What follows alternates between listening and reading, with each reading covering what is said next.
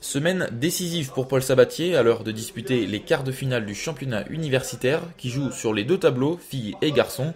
Honneur aux filles qui se rendaient sur terrain neutre à Aix-en-Provence pour y défier leurs homologues de Savoie, sous le soleil et le vent, mais également sous les yeux et les chants de quelques valeureux savoyards venus pour l'occasion.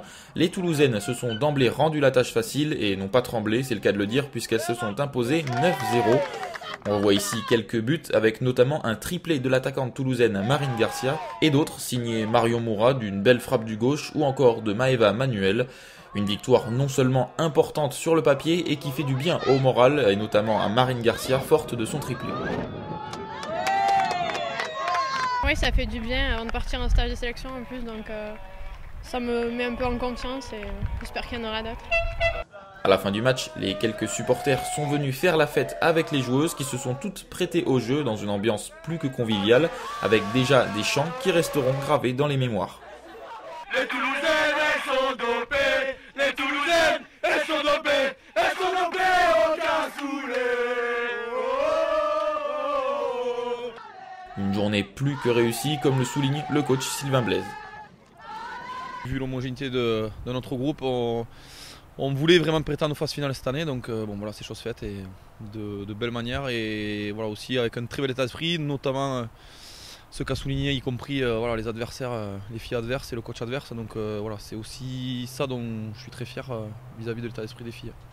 Alors les garçons les ont-ils rejoints pour les phases finales? Eh bien pour le savoir, changement de décor, fini la côte méditerranéenne, direction les massifs de la Drôme, à Valence plus exactement, où les garçons affrontaient donc les étudiants de Valence. Les consignes dans les vestiaires étaient claires, mettre la pression d'entrée et se faciliter le match dès le début. Mais paradoxalement, c'est tout l'inverse qui s'est produit sur le terrain où les joueurs de Lucas Bourrelli ont pris les devants rapidement. D'abord sur cette magnifique frappe de Marc-Antoine Santonze, évoluant à l'Olympique Valence et qui trompe Fabien Laporte. Puis un deuxième but signé Loïc Manine, lui aussi joueur à l'Olympique Valence, club évoluant en promotion honneur. Une entame de match ratée à l'inverse des consignes de Sylvain Blaise qui n'a pas manqué de recadrer ses hommes à la pause. C'est impossible de faire pire. Donc déjà, si on se bouge le cul et un peu plus, vous allez voir que dans la deuxième mi-temps, ça va être autre chose. Et eux, vous savez très bien comment c'est le foot. Eux, ils sont plutôt euphoriques, ils se disent « Ah, peut-être que 0 c'est bien ». Sauf que voilà, si on arrive à les bouger, qu'on revient d'eux, vous savez comment c'est le foot. Le truc, il peut s'inverser de A à Z. Un discours qui a reboosté les Toulousains et qui vont se procurer plusieurs occasions franches, mais toutes seront avortées par le gardien Johan Barral qui aura réalisé un grand match, notamment sur cette double parade. Victoire finale de l'Université de Valence qui verra les phases finales en région bordelaise. On savait qu'il fallait pas baisser le pied en deuxième mi-temps au retour du vestiaire, parce que tout était possible, s'ils en marquaient un, après voilà, nous on a réussi à en marquer deux contre le vent. Sinon on y est arrivé, pourquoi pas eux, donc il fallait surtout pas craquer et tenir le plus longtemps possible à 2-0.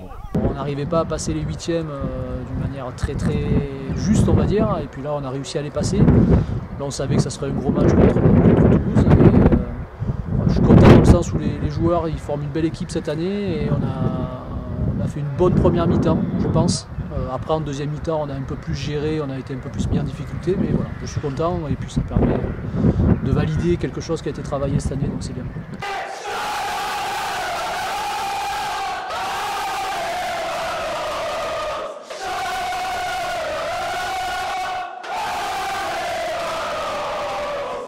Les garçons de Paul Sabatier n'accompagneront donc pas leurs collègues féminines, une déception pour l'entraîneur qui misait beaucoup sur cet objectif. Le match était plié à la mi-temps malheureusement, on a fait une trop mauvaise première mi-temps pour prétendre à quoi que ce soit, donc bon, les filles vont aller toutes seules à Bordeaux, c'est dommage parce que c'était l'objectif d'y aller avec filles et garçons, donc on remettra ça l'an prochain pour les garçons, voilà. Les phases finales se dérouleront les 8 et 9 juin prochains à Talence, près de Bordeaux.